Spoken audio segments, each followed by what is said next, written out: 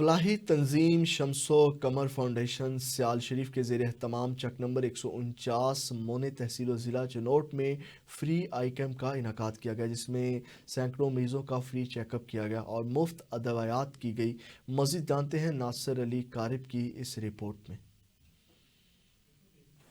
جی بالکل، چیئرمین شمس و قمر فاؤنڈیشن صاحبزادہ محمد قاسم سیالوی کی ہدایت کی روشنی میں ملک بھر میں خدمت انسانیت کا مشن بھرپور انداز میں جاری ہے، جس میں فری میڈیکل کیمپ، لنگر کھانے، راشن کی تقسیم اور آگاہی مہمات سمیت دیگر فلاحی منصوبہ جات شامل ہیں۔ اسی سلسلہ میں مرکز کی ہدایت پر عمل درآمد کرتے ہوئے شمس و قمر فاؤنڈیشن 205 گلوترا والی کی جانب سے چک 149 مونے والا تحصیل و ضلع چنوٹ میں فری آئی کیمپ کا انعقاد کیا گیا،